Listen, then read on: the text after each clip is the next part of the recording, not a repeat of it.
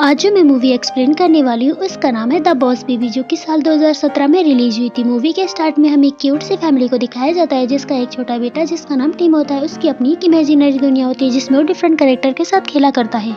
और सबसे खास बात तो ये होती है कि वो अपने पेरेंट्स का प्यार किसी और के साथ नहीं बांटना चाहता। तभी शिफ्ट होता है स्वर्ग यानी हेवन में, जहाँ बेबीज को तैयार किया जा रहा होता है, उन्हें पाउडर लगाया जा रहा होता है, उन्हें कपड़े पहनाए जा रहे होते हैं। वो सब बेबीज इनोसेंट होते हैं, लेकिन कुछ बेबीज इनोसेंट होने के साथ साथ इंटेलिजेंट भी होते हैं। तो ऐसे बेबीज को मैनेजमेंट कैटेगरी में रखा जाता है।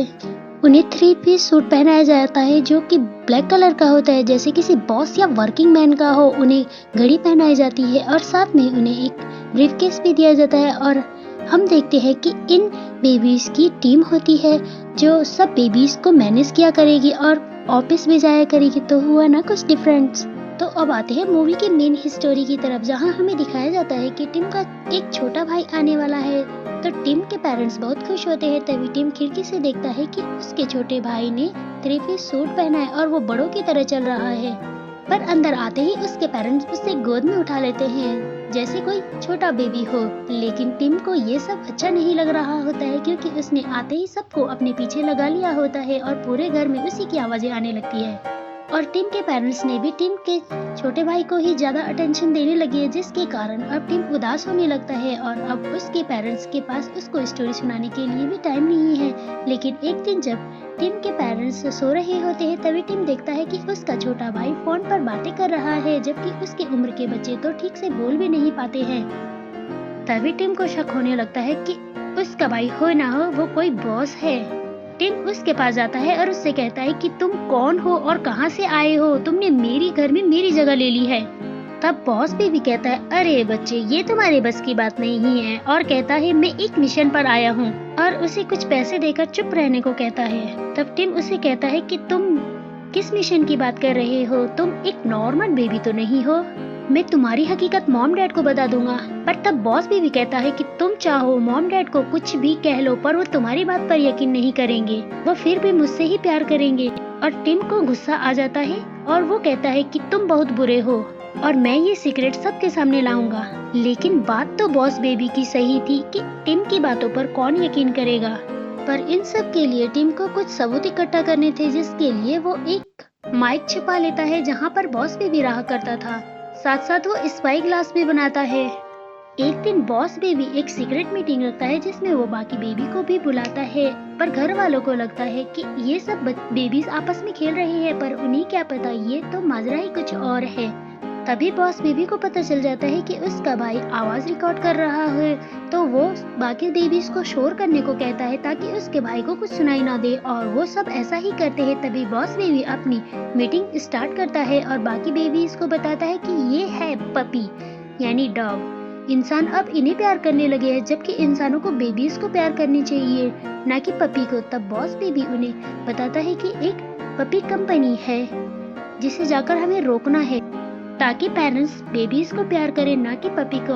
और ये सब टिम अपने टेप रिकॉर्डर में रिकॉर्ड कर लेता है और खुशी खुशी अपने पेरेंट्स को दिखाने जाने लगता है। लेकिन तभी उसे सारे बेबीज रोक लेते हैं। तभी वो भागते भागते एक ग्राउंड में आ जाते हैं जहाँ बॉस बेबी गिरने वाला होता है। तभी वो टेप रिकॉर्डर गिर जाता है और टेप रिकॉर्डर के गिरते ही वो टूट जाता है। तब टिम के पास अपने बॉस बेबी के अगेंस्ट कोई भी सबूत नहीं होता है। तभी टिम के पेरेंट्स आकर बॉस बेबी को उठा लेते हैं और टिम को डांटने लगते हैं कि तुम अपने छोटे भाई का बिल्कुल से भी ख्याल नहीं रखते, जिसके कारण वो उसे पनिश करते हैं और टिम को घर से बाहर जाना बंद कर देते हैं। वहाँ बॉस बेबी काफी मासूम बन जाता है और अब टिम अपने कमरे में ही रहने लगता है, जहाँ टिम को ऐसा लगने लगता है कि वो अब किसी जेल में बंद है और वहाँ वो अपने दिन काट रहा है। और फिर से वो अपनी इमेजिनरी दुनिया में किसी टॉय से बातें करने लगता है। तभी वहाँ बॉस बेबी आकर उसके बातें करने लगता है और उसे कहने लगता है, अगर तुम मुझसे लड़ाई नहीं करते तो ऐसा नहीं होता। तभी टिम उससे कहता है कि मुझे समझ नहीं आता तुम कौन हो और कहां से आए हो। तब बॉस बेबी कहता है कि तुम जानना चाहते हो। तो वो खुद को इनविजिबल करके वहां जाते हैं ताकि उन्हें कोई देख ना ले, नहीं तो उन्हें डांट पड़ती। तब टिम कहता है, तुम यहाँ पर क्या काम करते हो। तब बॉस बेबी बताता है कि मैं एक मिशन पर आया हूँ कि पपी में ऐसा क्या है जो लोग पपीज को प्यार करने लगे हैं, बेबी को नहीं। साथ में वो बताता है कि अगर वो इस मिशन में कामयाब हो गया तो उसको प्रमोशन मिल जाएगी और उसे एक पर्सनल केबिन मिलेगा। तब टिम कहता है अगर तुम ऐसा ना कर पाए तो क्या होगा। तब बॉस बेबी कहता है कि तुम पागल हो क्या, अगर ऐसा हुआ तो मैं एक नॉर्मल बेबी बन जाऊंगा और हमेशा तुम्हारे साथ रहूंगा। मॉम डैड सिर्फ मुझसे ही प्यार करेंगे। क्या तुम ऐसा चाहते हो? टिम कहता है नहीं नहीं, मैं ऐसा बिल्कुल नहीं चाहता। और टिम कहता है कि तुम अपना मिशन पूरा करो और जाओ यहाँ से। तभी बॉस बेबी कहता है कि तो तुम्हारी मदद चाहिए और टिम उसकी मदद करने के लिए तैयार हो जाता है। और टिम कहता है पर मुझे क्या करना होगा। तब बॉस बेबी उसे बताता है कि ये तो तुम्हें मालूम ही है कि हमारे पेरेंट्स जिस कंपनीज में काम करते हैं वो पपी डिलीवरी करने का काम करते हैं, तो हमें उस कंपनीज में जाना होगा क्योंकि वहाँ बेबीज अलाउ है, तो हमें वहाँ जाने में कोई प्रॉब्लम नहीं होगी। तभी टिम कहता है कि मुझे तो घर से बाहर जाना अलाउ नहीं है। तब बॉस बेबी कहता है इसमें भी कोई प्रॉब्लम की बात नहीं है। मॉम डैड ने तुम्हारा बाहर जाना अलाउ इसलिए नहीं किया है क्योंकि तुम मुझे परेशान करते रहते हो और मेरे साथ लड़ते रहते हो। तब बॉस बेबी कहता है कि हमें अपने पेरेंट्स को ये दिखाना होगा कि हम दोनों में बहुत प्यार है और वो अब ऐसा ही करने लगते हैं। और टिम अपने छोटे भाई का बहुत ख्याल रखने लगता है। ये सब देखकर उसके मॉम डैड को यकीन हो जाता है कि इन दोनों में अब बहुत प्यार है, जिसके कारण वो टिम की पनिश खत्म कर देते हैं। फाइनली वो दिन आ जाता है जहां उन्हें उस कंपनीज में जाकर पता लगाना था कि वो कौन सा नया बेबी लॉन्च करने वाले हैं। वो वहां कर जाकर उस लाइब्रेरी में जाते हैं जहां पर फाइल रखी होती है, पर वहां वो फाइल उन्हें ट्रैप करने के लिए रखी होती है। तभी वो वहां जाकर देखते हैं कि उस कंपनी उसका बॉस कोई और नहीं बल्कि बॉस बेबी का वही आइडलिज्म था जिसके जैसा वो बनना चाहता था। तब बॉस बेबी उनसे पूछता है कि आप यहाँ कैसे। तब बॉस बताता है कि मैं भी पहले तुम्हारी तरह बॉस हुआ करता था। दरअसल उन बेबीज के पास मैजिकल मिल्क होता है जिससे ये हमेशा बेबी बने रहते हैं और कंपनीज के लिए काम करते रहते ताकि उन पर कोई शक न करे। तब कंपनीज का मालिक बताता है कि वो भी पहले तुम्हारी तरह इस कंपनी के लिए काम किया करता था, लेकिन उसे एक मिशन दिया गया था, वो उसे पूरा नहीं कर पाया जिसके कारण उसे कंपनी से निकाल दिया गया और उससे वो मिल्क भी छीन लिया गया जिसके कारण वो बूढ़ा होता चला गया। और उसने ये सब जानबूझकर किया ताकि वो तुम्हारा मिल्क चुरा सके। और रही बेबी कंपनीज की बात तो ये उसने जानबूझकर किया ताकि मैं तुम्हारी कंपनीज को बर्बाद कर सकूं। और देखो अब मैं कितना सक्सेस बन गया हूँ और तुम्हारे पेरेंट्स भी मेरे लिए काम करते। इससे एम्बैरेसिंग की बात तुम्हारे लिए और क्या हो सकती है। और साथ में कंपनीज का ऑनर बताता है कि वो बेबी कंपनीज को बर्बाद कर देगा और साथ में वो तुम्हारे पेरेंट्स को भी मार देगा। तभी टिम कहता है कि नहीं तुम ऐसा नहीं कर सकते। उधर बॉस बेबी ये सोच रहा होता है कि अगर उसकी कंपनीज बर्बाद हो गई तो उसे प्रमोशन कहाँ से मिलेगा। तब ये दोनों डिसाइड करते हैं कि ये अपने पेरेंट्स को और कंपनीज को बचाएंगे। पर उस कंपनीज के ऑनर ने अपने भाई को फीमेल ड्रेसिंग देकर उनको बेबी सीटर बनाकर उनके साथ भेज दिया था ताकि वो उन पर नजर रख सके। पर ये लोग उन पर नकली वोमिटिंग करके वहां से बाकी बेबीज की सहायता से बाहर निकल आते हैं। लेकिन अब देर हो रही होती है क्योंकि उसकी कंपनीज के ऑनर ने उसके पेरेंट्स को वहां भेज दिया था जहां पर वो उसे जाकर मारना चाहता था। तभी टिम और उसका छोटा भाई साइकिल पर जाते हैं और बाकी बेबीज कंपनीज के ऑनर के भाई को रोक रहे होते हैं। जैसे ही वो दोनों एयरपोर्ट पर अपने पेरेंट्स को आवाज लगाते हैं तभी उस कंपनीज का ऑनर उन्हें देख लेता है और वो उन्हें अंदर की ओर पुश करते हुए एरोप्लेन में बिठा देता है। तभी टिम काफी इमोशनल हो जाता है और गुस्से में आकर कहता है काश तुम आए ही नहीं होते, ये सब तुम्हारी वजह से हुआ है। और वो उससे नाराज हो जाता है। लेकिन कुछ देर बाद बॉस बेबी उसे मनाता है और कहता है हम दोनों साथ मिलकर मॉम डैड को बचाएंगे।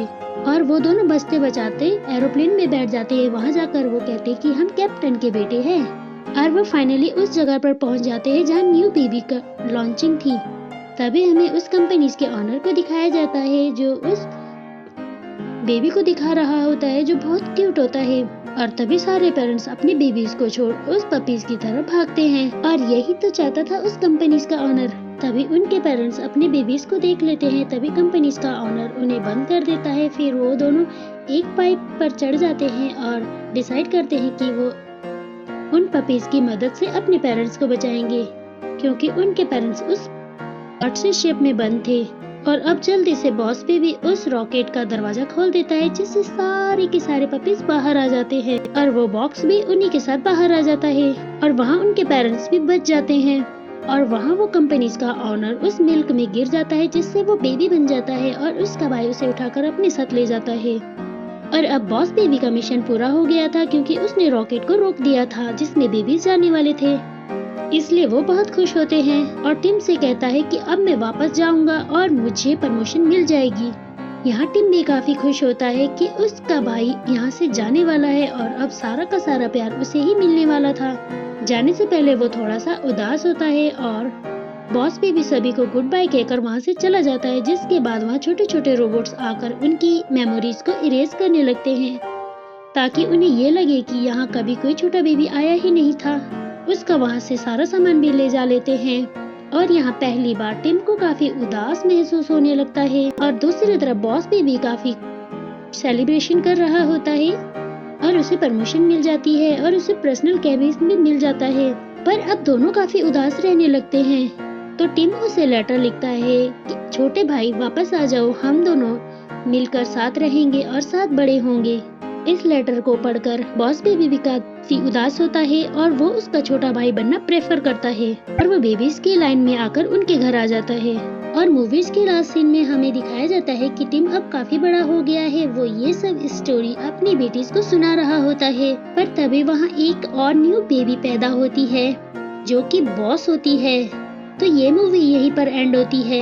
अगर आप इस मूवी का पार्ट 2 देखना चाहते हैं तो मैं नीचे डिस्क्रिप्शन में उसका लिंक दे दूंगी, आप वहां से उसे देख सकते हैं। तो आज के लिए इतना ही, फिर मिलेंगे एक और मूवी एक्सप्लेनेशन के साथ। तब तक के लिए thanks for watching this video.